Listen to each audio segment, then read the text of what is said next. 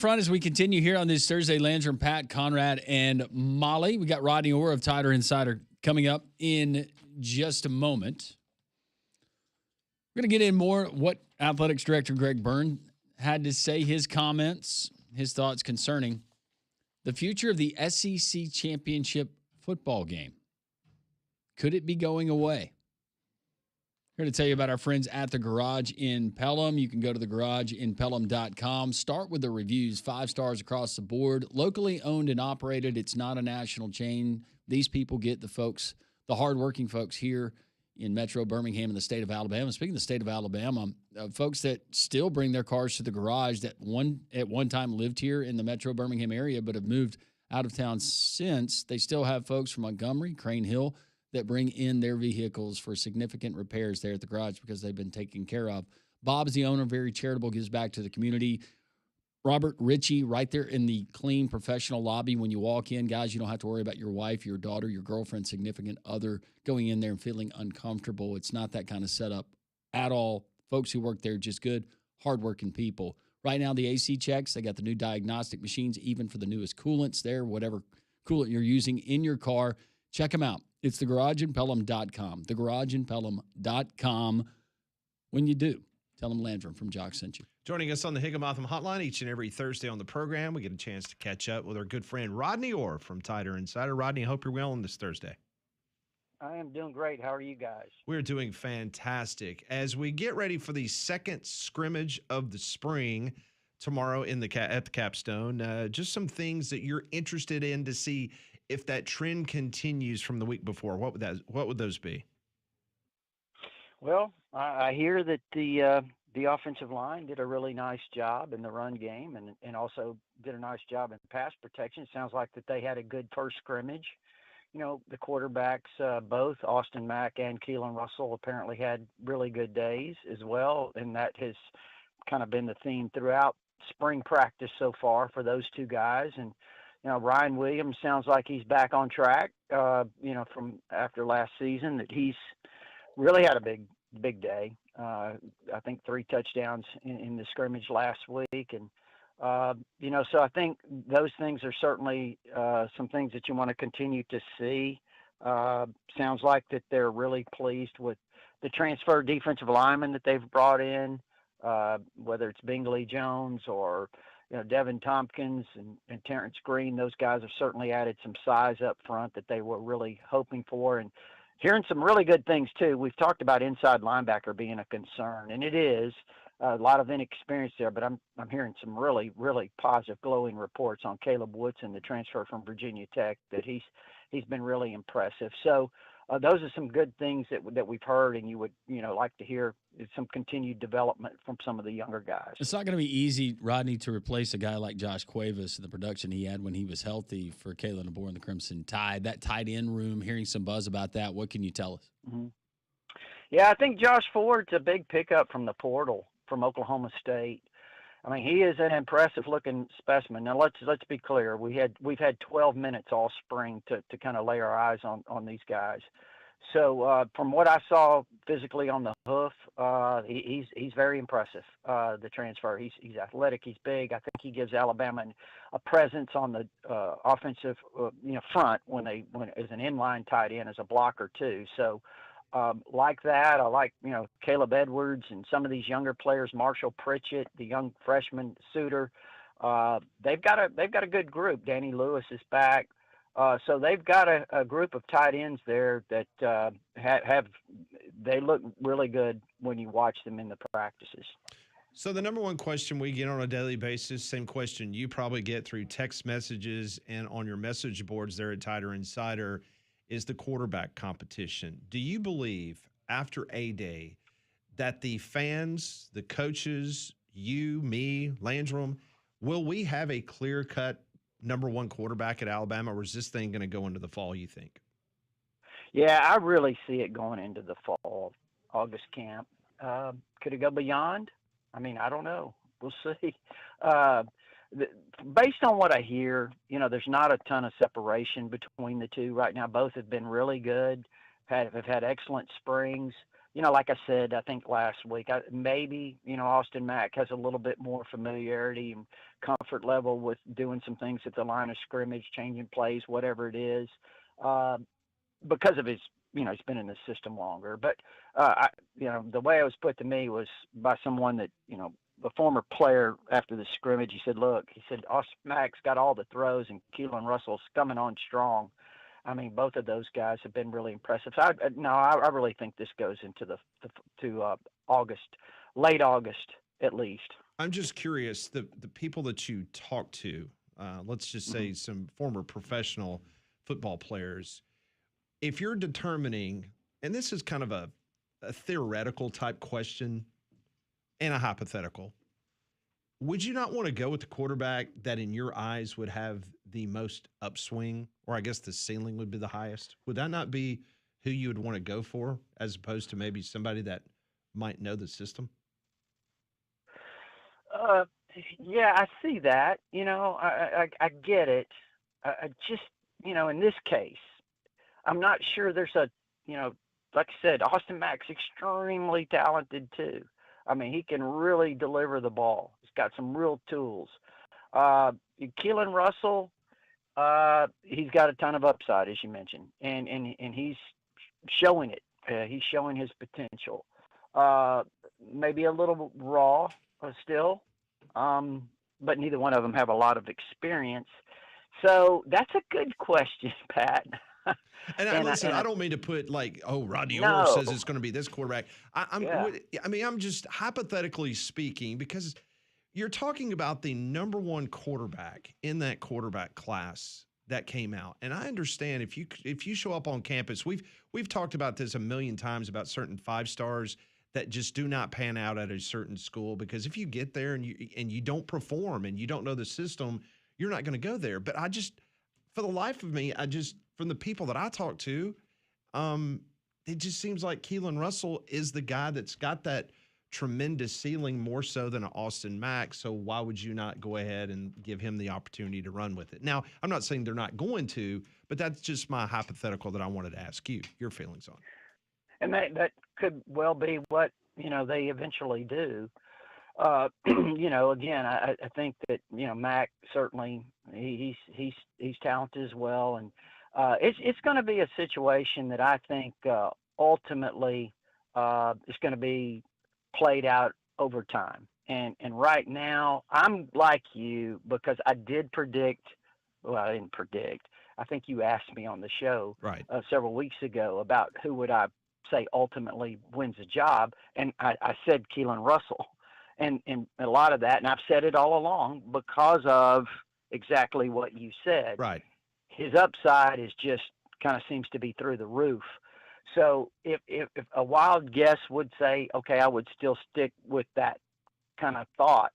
But, I don't rule out Austin Mack at all, because I hear he's had a really good spring so far as well. Well, at least on paper, I would think that you would have a little bit of a cushion to continue to tinker. And I'm not saying two-quarterback system, but maybe you got 2 series for Keelan, you get 2 series for Austin, because I realize the Florida State game last year, but look at the first part of that schedule, Rodney. I would think that would allow Kalen DeBoer, Ryan Grubb a little bit of time to continue to get this thing figured out if they can't do it during fall camp. Yeah. And, I think there's a lot of differences now between this situation and maybe the one with A.J. McCarron and Phillip Sims back in the day, as you remember. Saban did that. You remember those first couple of games, he kind of allowed that to play out on the field a little bit by playing both guys. Mm-hmm. One guy had to kind of win the team, as he said. And there's been some other competitions that we've seen. Yeah, don't forget about Jake Coker. Remember, Coker did not, get going until after the Ole Miss loss, right?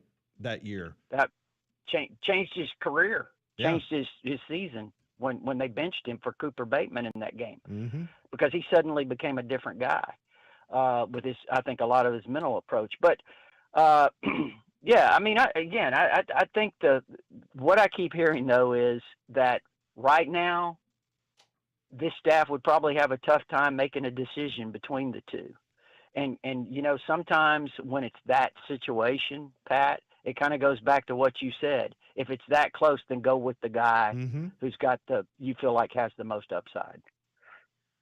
Rodney Orr, Tighter Insider, joining us here on Three Man Front. So, if there was an area after the first scrimmage that perhaps, let's not go all the way and say concerning to you, Rodney, but what was the area from that scrimmage that you want to see some improving reports from tomorrow's scrimmage? You know what? And again, this is just going on what people have said, and some of this is from practices, some of it's from the scrimmage. I don't know exactly how much they worked on special teams in the scrimmage, and I'm not talking necessarily about the specialists, but just I just continue to hear from people if there's been anything that's been questioned kind of significantly, if you want to put it that way, it's been special teams, that they have to take a major jump in special teams. And some of the feedback has been, throughout the first 9 practices that we've gotten is that there's still a feeling that special teams are going to be a major concern for this team until they actually get out there and do it. So I know that's kind of an odd thing at this point, in the spring or whatever, but that's really the concern that I think I've heard most about. And again, I did mention inside linebackers; those guys certainly have to develop and come around. And there's a lot of concern about the offensive line. But now I will tell you this, and when I say concern about the offensive line, because people now want to start saying, "Hey, I want to see it. I don't want to hear about it anymore. I want to see it. I want to see the results of it." Well, we're obviously not going to see that right away, but I would say, based on the things I've heard about the offensive line, they're making a lot of progress, and I'm hearing some really positive things about kind of Adrian Clem's approach to what he's doing. That first week he kind of sat back and evaluated, but he's been really, he's been coaching them very hard, is my understanding, and he's got their attention, is what it sounds like. So that is an area that obviously is going to be really key. And then, of course, the defensive line as well. The line of scrimmage is going to make the difference for this team. As long as you were not about to tell me in Landrum that Lorcan Quinn is not having a good camp. Oh, Larkin. I mean, if you were going to tell us that. I mean, Landrum's already ordered a Lorcan Quinn jersey. I've got some stuff coming from Ireland. I mean, I just wanted to make sure that Lorcan is in good shape. That's all. Well, I'll tell you this. Somebody did tell me, and again, I'll be clear and tell you I don't know this 100%, but I'll go ahead and say it anyway. Sure, we're just talking. We're just friends talking. Just whatever you got, Rodney. Absolutely. No, nobody else is listening, but that is true, yes. Rodney. So go ahead. True words have never been spoken. But what I would say is, again, if what I heard is true, that actually I think they might have ended that last scrimmage on a Lorcan Quinn 52-yard field. Yeah, that's what I'm talking about. Oh, yes. Yeah. Good old Irishman. That's right. From my homeland. Yes. Now, again, that's what I was told. The guy said, I think it was Lorcan Quinn. So it might have been Talty. So if it's Connor, Connor, I'm sorry. No, it was not It Talty. was Lorcan. Come on. It was not Talty. You know better than that, Rodney. Come on. That was Lorcan Quinn. They did say, there's, and you guys have heard this before, when they challenge the kickers and they rally all the players around them and they're yelling at, in a circle and all of that stuff. And I understand that was kind of the way it was. And if my guy was correct and that was Lorcan Quinn, then he nailed it. So he can withstand the pressure. Very nice. That is Rodney Orr from Tighter Insider. Get all your news and information there at TighterInsider.com. Should be a very active weekend, especially with the scrimmage coming up tomorrow. Rodney, always great to talk to you. I hope you have a great weekend, a good Easter weekend. Thanks, Rodney. Hey, guys, appreciate it. Happy Easter. Take care. Thank you so much. That is Rodney Orr. Joins us, just like all of our guests do, on the Higginbotham Hotline. You deserve solutions that are built for you. Higginbotham is your one-source solution for insurance, financial, and HR services. What Rodney just told us, including that fantastic news on Alabama future kicker, Lorcan Quinn. We'll do it next on Three Man Front.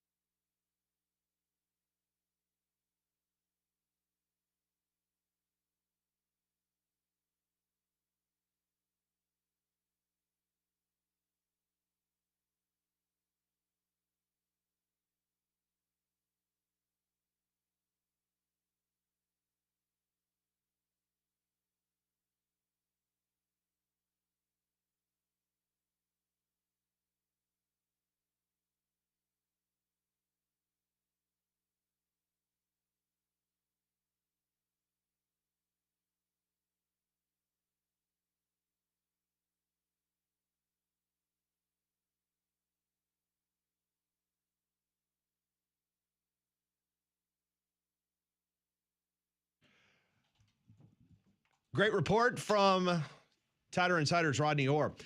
Typically on Thursdays, Rob Pate joins the show, the former Auburn DB. We're looking forward to catching up with him. He texted me and Landrum earlier this morning. Our thoughts with him, I'm not going to say what's going on, but,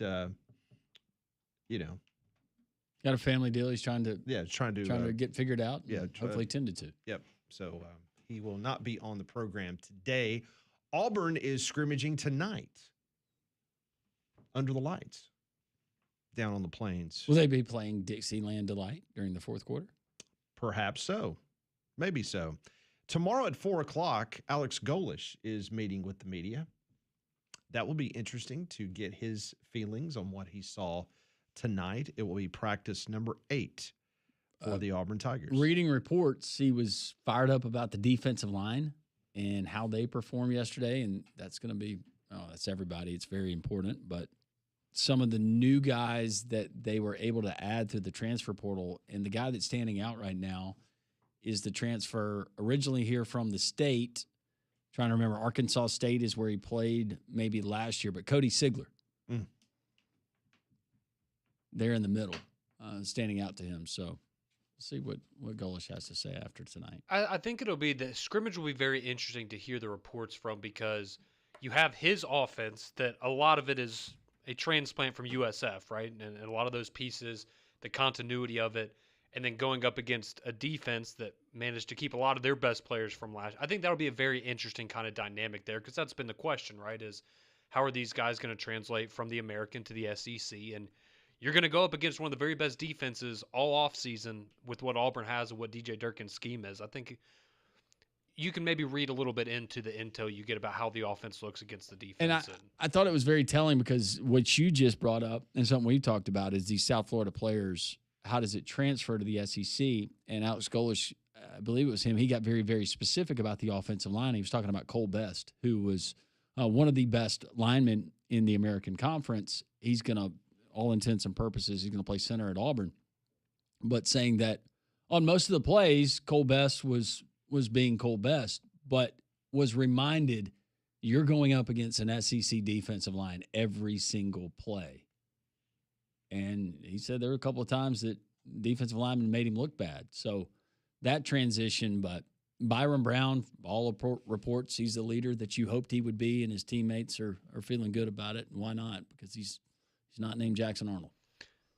That is very true. And the reality with Byron Brown, too, is, in spring, you're not hitting the quarterback. So in terms of his mobility, which is one of his greatest strengths, you're not going to really get to see that until the fall, because they're not going to take any chances. And that's the way to do it. But, yeah, I don't think you're going to have a case like if you remember last year where I think it was Hugh Freeze. It was either him or Durkin or maybe both that came out and said, yeah, let's maybe take it easy on the quarterbacks a little bit. Let them get some confidence. Yeah, that was Hugh. Yeah, you're not going to get that this year.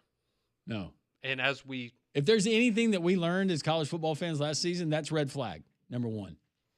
If you're hearing that from your coach in the preseason. Mm-hmm. No doubt. So you got Auburn tonight, scrimmage, and then Alabama will scrimmage tomorrow. So have a little bit better indication of where things stand with both of those as we reconvene on Monday. Meanwhile, tonight, the Auburn basketball team, they're in the NIT Final Four. They're an 8-point favorite against Illinois State. That is an 8:30 tip-off. It will be the second game. First game is New Mexico against Tulsa. That is at 6 o'clock. I was doing a little dive on Illinois State, the Redbirds. Illinois State, they never flirted with the NCAA bubble this year like Auburn did. I mean, Auburn was in that conversation until the final Sunday. Matter of fact, they finished 12-8 in the Missouri Valley Conference. They beat Kent State in the first round of the NIT. They were the home team for that game. Then they go on the road. I will give them credit. They beat Wake Forest and Dayton, both on the road. But think about this. Before last week, Illinois State had 0 quad 1 wins. Now they have 2 because of the NIT. Illinois State numbers across the board are strong defensively. They defend the 3-ball very well. They're a top 50 team in 3-point defense. The last 3 opponents in the NIT, they are shooting a combined, are you ready for this? 22% from the 3-point line against Illinois State. Stingy. Mm-hmm. So we'll see if Auburn goes inside the arc tonight. Since the historic win by Auburn at Florida in January, the Tigers away from Neville Arena are 1-6. And the Final Four is being played away from Neville Arena. So we'll see if that comes into play Was tonight. The last road win that they had, was that in the Pavilion? Ole Miss? Ole Miss. Wow. 1-6 after the win in Gainesville. Auburn's 8-point favorite. You taking Auburn in the points? No. My NIT bracket looks horrible. That's what we should have done. We should have scrapped the office That'd be a lot bracket. We should have done the NIT. Do the NIT and these other ones. Remember the suit? The suit wanted us to do a conference championship week bracket. Remember that? Of course he did. Like he wanted like a multiple conferences, not the SEC or the American. He wanted like Sun Belt and Mountain West and all those. MEAC. Yeah. Those. Well, he's got a kid about to go to college, so he's trying to get his He's money. trying to Trying to fill up that piggy bank. Well, Molly blocked him this year. It's between Molly and Dallas now. And I'll sit here and poo-poo the idea, but you guys, you come up with an NIT bracket, and it's reasonable. I'll throw in 5. Can we do a crown tournament bracket? We can do it. Well, first off, you haven't paid and Molly hasn't. I know. For the bracket that you're I'm currently working I on don't. I never got clear. How much is the entry fee? $100. It's we told you. $100, yes. Okay. Well, that was a practice bracket that I did. What is it? Is it $10? We just told It's you. $100. It's not $100. Shut up. Go ahead, Molly. Sorry. No, that's why I haven't gotten it yet. The $100? Yeah. No, it's not $100. Give me a couple more weeks. It is if you do 10 brackets. Well, okay. I thought it was $10. I was making sure. I didn't want to Venmo Pat 20. It's $10. Yeah, because I wouldn't have given it back to you. No, he would have charged me the fee. Well, there's a process. Convenience, Exactly. processing. Well, it's taxes. interest because you wait until the Final Four to pay up. Yeah. I mean, I've already paid the people for the actual bracket, so I'm out of money. I mean, you guys are living off me. I'm just going to Because you I'll haven't just send it to paid. Molly. Is I mean, Molly going to win? Like literally, like after the first tip off, like they're hounding me, like they're about to shut the whole site down. Like if I don't pay, so I have to pay it all up front. Well, thank you for doing that. Yeah, well, it's what I I did. didn't know that. Yes, Well, this is the first time I've ever heard that. I didn't know. Yeah, me too. I will show you the emails if you don't. No, I believe don't. me. I believe you. Then are you paying out of pocket to the winner then?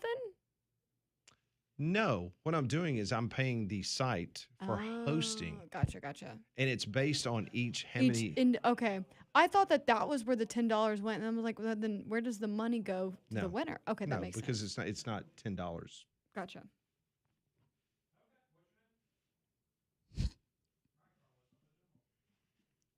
Now I'm getting people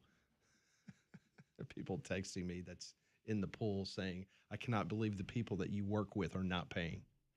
I'll get there eventually. When all these people that don't work in our building, and you know I'm not going to say his name on the air, but he just texted me. No, I'm doing it right now. Now, why didn't you do it like 10 days ago? Hmm? Like, why didn't you do it 10 days ago? Like, why are you having to do it now? Because I forgot. Oh. I was sending a lot of money to other places. Oh, you're like Conrad, like you did yesterday, sending it to the princess in Africa? What? Yes. Your money was all tied up in offshore stuff? It's funny because I really did have a situation yesterday where I thought that was going to happen. But What it's is cleared this up now, so for? we're- Oh, I'm going to that's good. type in something very creative. Oh, you ought to see the things anytime I have to send the suit money for something. All right, there you go. Let's see what you put in the memo. No, Probably nothing. no, I had to put something. Here we go. 205-834-9450. They're on the text line, I 800 would love to be able to say on the air what 239. you just posted on the memo. WJOX. 3-man front continues on a Thursday.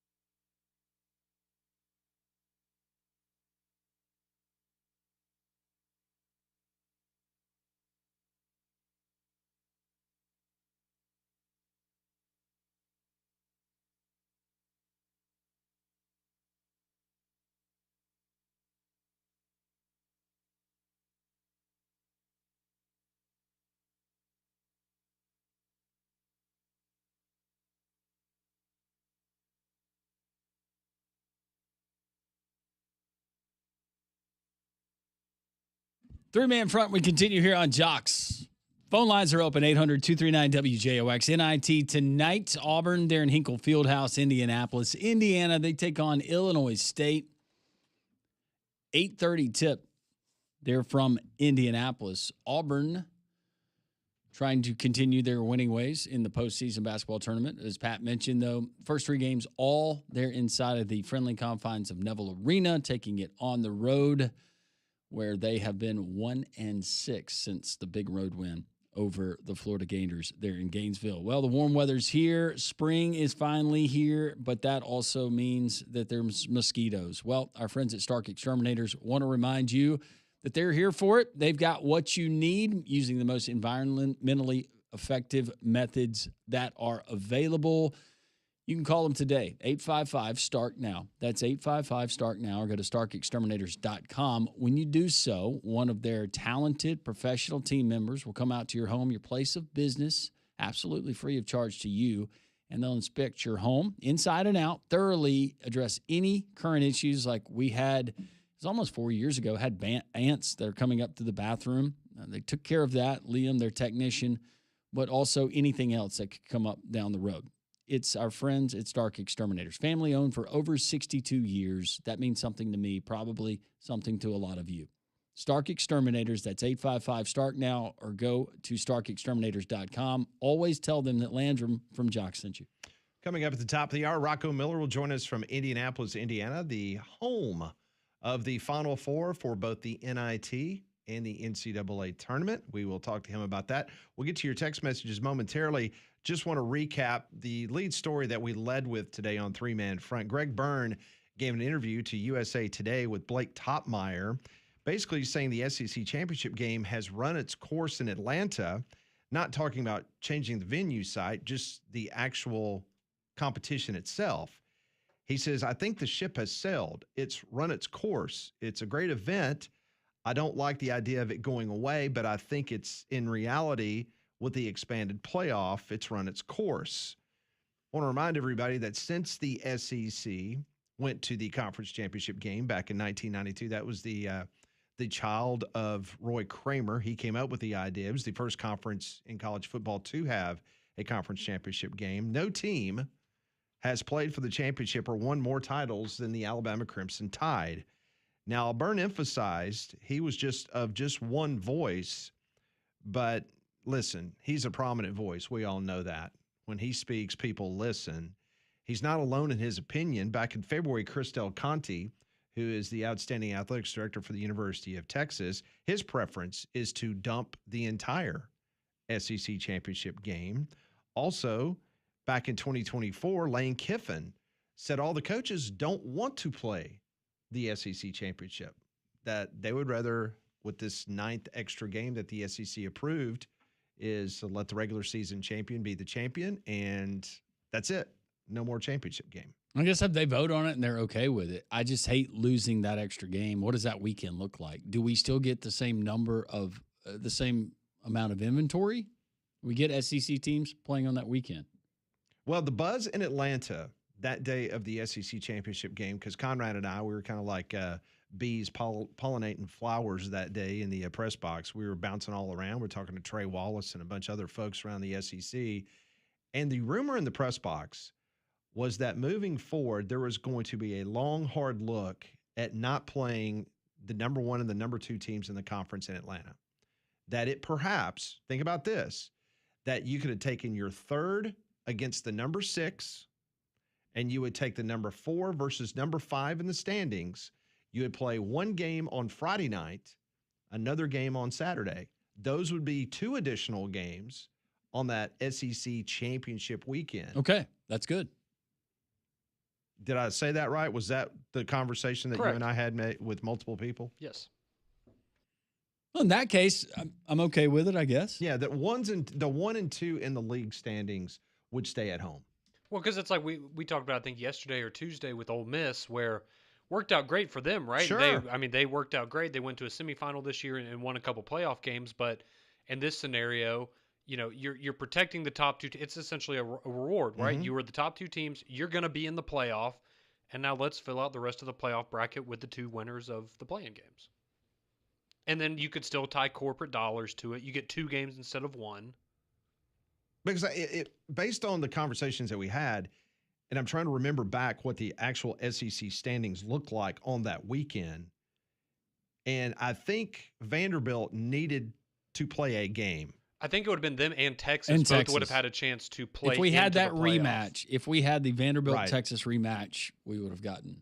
Because you would have had like That's what Ole I'm Miss and Texas, and then Vanderbilt and Oklahoma maybe or something. But like Vanderbilt absolutely needed that extra data point. Don't you remember Clark Lee was even throwing the idea out of going and playing another game? Yeah. And I think the SEC and some other folks said, no, we're not going to allow that. Yeah, he that wanted to play happen." Utah. Yeah. 800-239-WJOX. Let's go to Carlos, who's been waiting. Hey, Carlos, how are you? Everything good, man. I want to correct Pat on something. I sent y'all a text message on quarter 1, quarter 2, quarter 3, and quarter 4. None of them teams in the NCAA and the NIT are 1 and 2. They're all 3 and 4. So Wake So he Forest. said that So yes, you gotta be ranked 1 through 3 at home. They're not even that. Oh, you're talking about quad wins? yeah, you're talking about Yeah, quad he wins. said Okay. he said a team had 2 or 3 quad wins. 1, they're not. They're 3 and 4. That's why all of them in NIT. Because they didn't qualify to be enough quad 1 team. And Auburn left today like they ought to be at number 4. Well, With that bad record they got. okay, I might have misspoke, but what I meant was that 2 of their wins now, not the 2 wins they had in the NIT. I'm talking about their whole entire schedule for the season. If you go back, look to where those teams were from the wins that Illinois State had earlier. I thought they got 2 quad 1 wins since they've been in NIT. That's not true. Well, technically, None of them teams are quad 1. no, I understand that. I did not present it the correct way. Thanks, Carlos. My point being is that because of their wins in the NIT, since they were in the NIT, you go back and look at the quad rankings of the teams that were obviously they played and went on to even play in the NCAA tournament. I'm with you. Does that make sense? Yes, it does. I just did not present it the proper way. So, Carlos, you are absolutely correct. The 2 teams that they have beaten, or actually they've got 3 wins, they are not quad 1 wins. I just meant because their season has been elongated, 2 of their wins now count as quad 1 wins. Yes. I did not do a good job presenting that, Carlos, so you are correct. Did I clear that up? Yes, you did. Okay. No, it was good. It was fine. Okay. Don, what's up? Hey, guys. How's everybody doing? Doing well. How are you? Hey, why does it matter? Why does that guy even worry? What does it matter now? Okay? I mean, I don't understand why he's calling correction. You Well, it matters to No, him. no, listen, It's and fine. I appreciate Carlos doing that because I did a horrible job presenting it in the proper way. So I'm glad that he did call, and hopefully I presented it in a more accurate manner. Don, are you just scared of Illinois State? No, but I want to know y'all's opinion on Auburn minus 6.5. Where are you seeing 6.5? I'm seeing 8. With my guy today, I got it at 6.5. Who is your guy? I'm just kidding. You have a guy? I didn't know that. I don't need to say. I don't need to say that. Is FSU guy your? Is FSU No, Dave your guy? FSU Dave is not my bookie. No. Is Hastings your bookie? No, Hastings is not my bookie. Happy birthday to FSU Dave, by the way. Is today FSU? Oh, okay, yeah. It is. Happy Are birthday. you serious? Yeah. Oh, man. FSU Dave shares the same birthday with my oldest son. Look at you there. My oldest son, Connor. It's his birthday Well, today. My wife's birthday's tomorrow. Well, Wow. speaking of days, Pat, and I know you already know this. Boy, I got fooled by everybody yesterday on April Fool's Day. Oh, I you mean, did. I heard everybody. about it. That was one of the worst pranks I've ever heard of someone falling for. Well, why would he even do that? Okay. For people like you. I don't.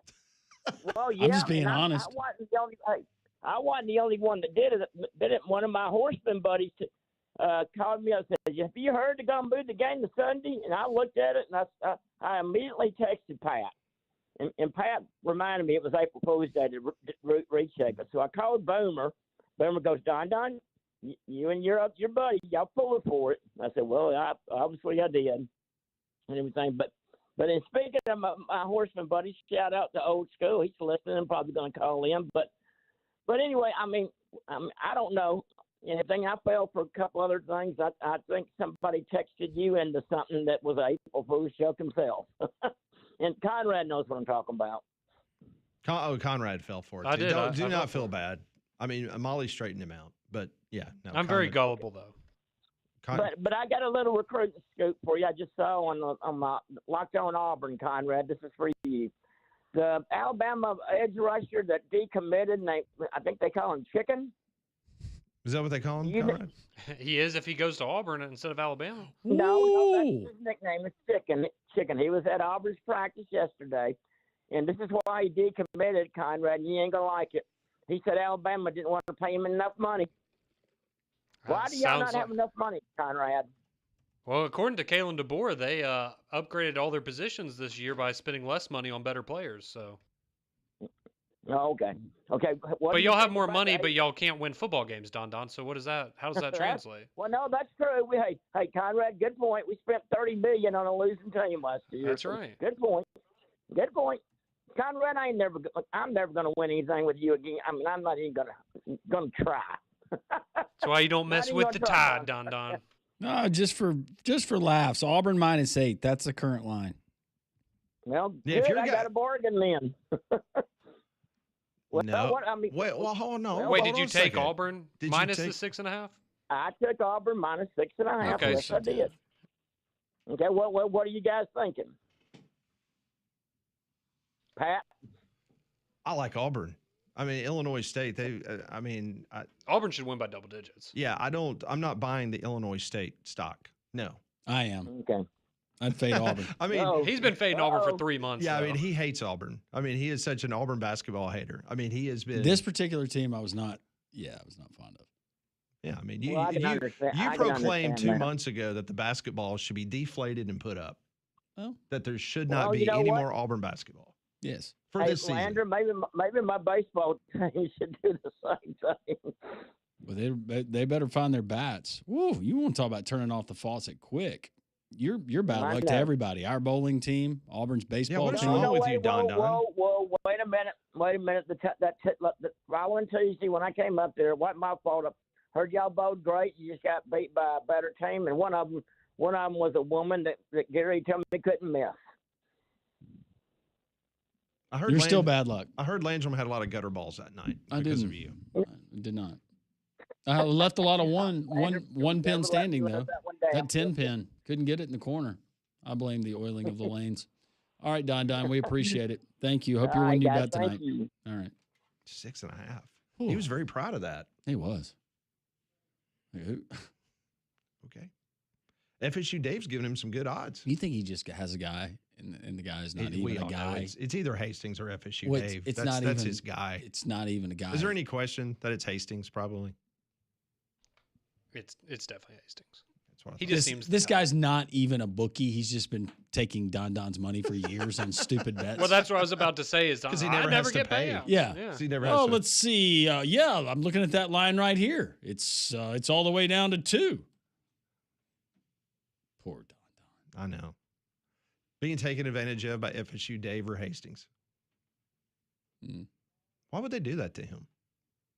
I was just thinking of the ultimate April Fool's joke that got played on him that did not happen during April Fool's. That was a prolonged joke. But does That it was- count when you lean into it? I don't know. I don't think it's a joke anymore. It's reality, right? Yeah, that's kind of my thinking. All right, we'll continue on this. They still do that therapy, the electric shock therapy for people. Maybe that's the bookie. Maybe Faye's his bookie. Maybe Faye is She running. runs a real tight ship. Maybe she's running a book out of her beauty parlor. Ooh. Did you ever think about that? Maybe so. Need to get in on that. Why don't you text Faye and see what kind of lines she has for tonight's Auburn game? I'll call her in the break. Okay. She You do has that. she has somebody in the chair waiting on their perm. Now, what progressive parlay you want tonight? What? We will continue on. This is three-man front. Top of the hour. We'll go to Indianapolis, talk a little NCAA and NIT Final Four with Rocco Miller. That's straight ahead at noon.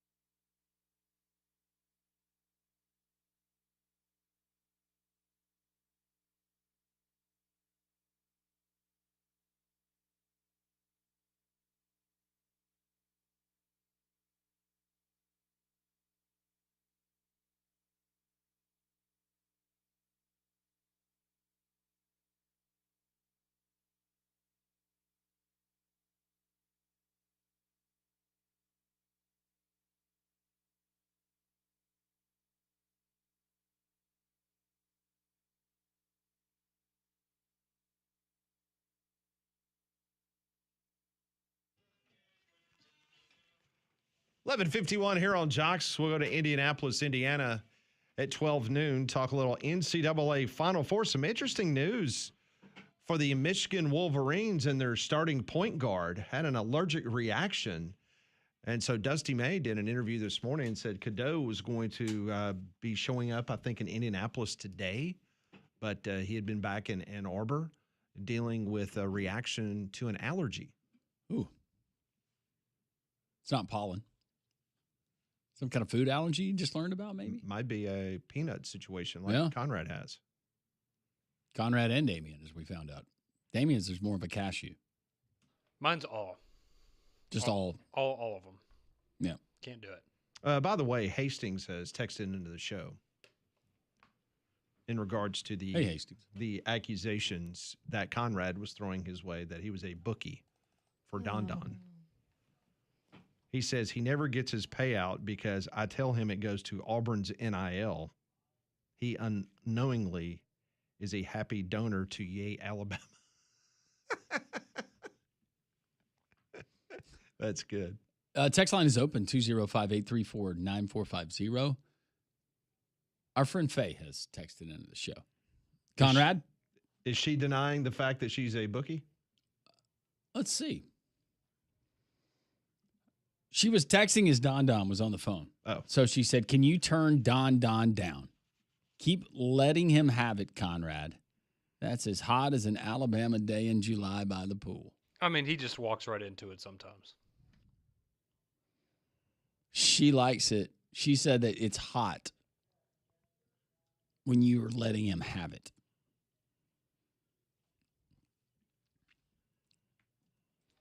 Beauty Parlor Bookies has HBO series written all over it. I love it. That would be great. That's a great name. I want to see that.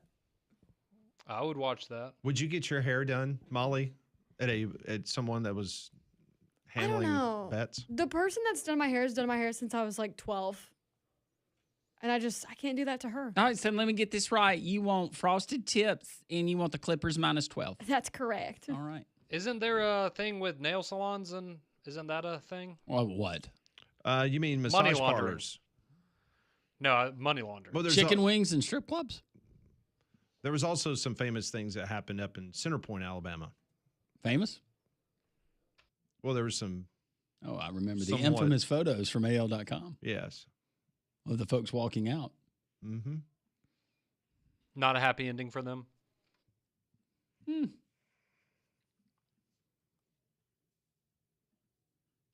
Or their spouses. Yeah, that's how it goes. Someone's saying that Pelham Gator is Don Don's bookie. Guess the mystery lives on. Let's go to Jacob quickly. Jacob, welcome in. You got less than a minute. Yeah, I'm calling from Tuscaloosa. I'm a huge Florida State fan.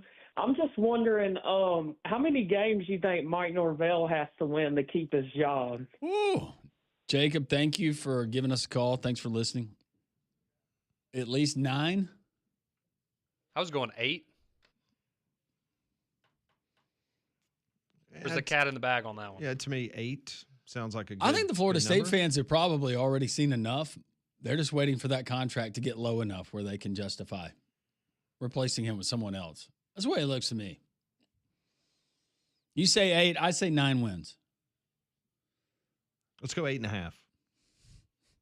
Call Faye.